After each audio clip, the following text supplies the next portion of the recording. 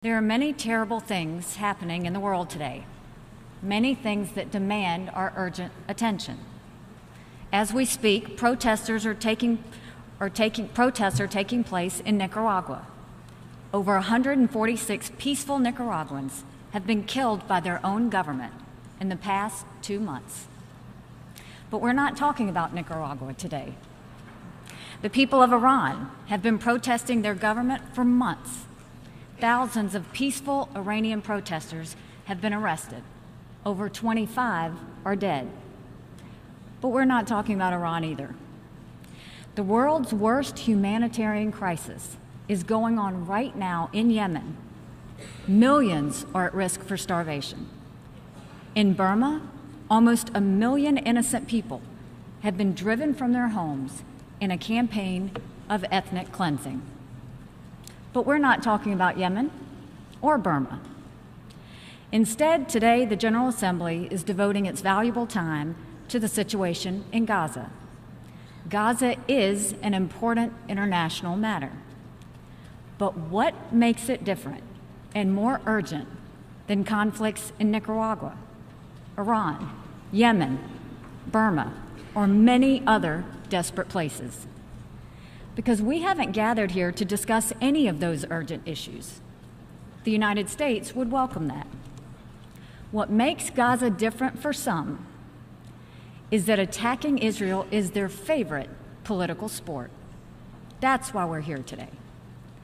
The nature of this resolution clearly demonstrates that politics is driving the day.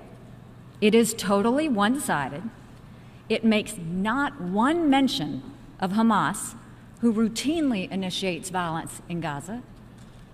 Such one-sided resolutions at the UN do nothing to advance peace between Israel and the Palestinians. Everyone recognizes that. But advancing peace is not the goal of this resolution. I suspect even my Turkish friends know the passage of this resolution won't change anything, but that it looks good for the people back home to think they're doing something. That is pure politics. In fact, this resolution makes peace less possible.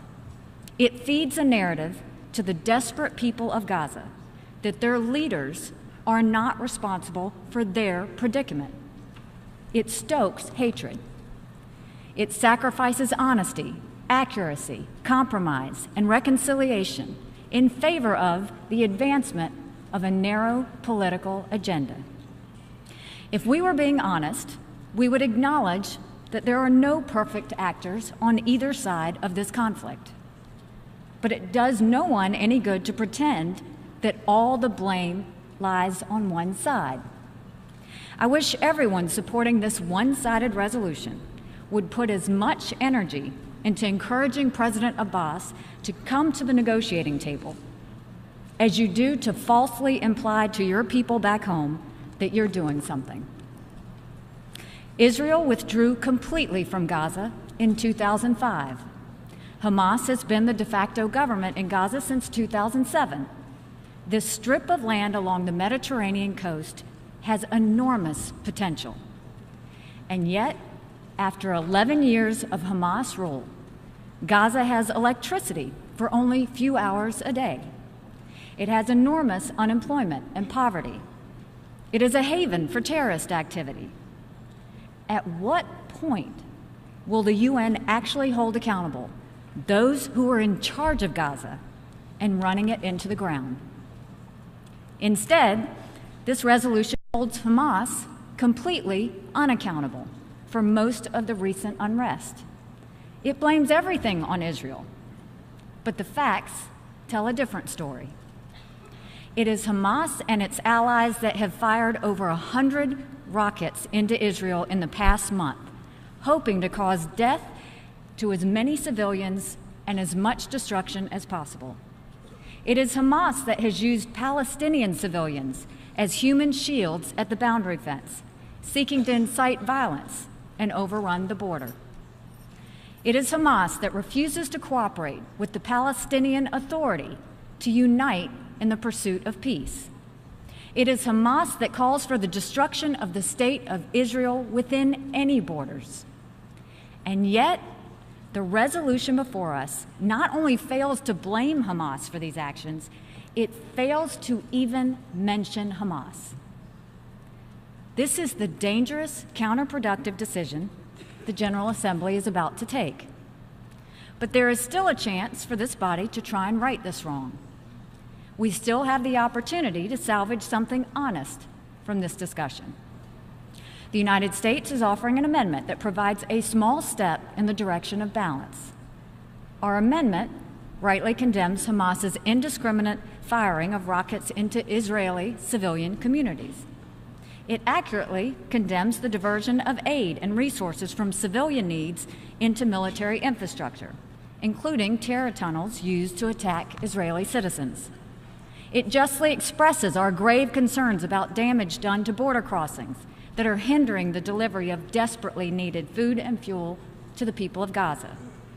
This is a modest amendment that reflects the minimum truth of what is going on in Gaza. It is the least that any self-respecting international organization or nation can do for the cause of peace. To those who are unsure about how to vote, I ask, what part of our amendment is objectionable? Is it objectionable to condemn Hamas for firing the rockets at civilians?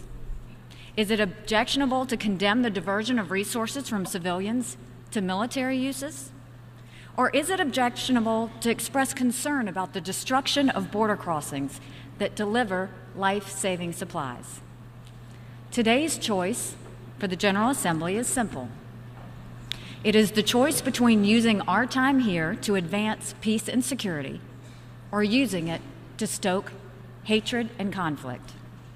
This vote will tell us much about which countries are serious about accuracy and reconciliation, and which countries are bound by their political agendas. For the sake of peace and for the sake of this institution, I urge my colleagues to support the United States Amendment. Thank you.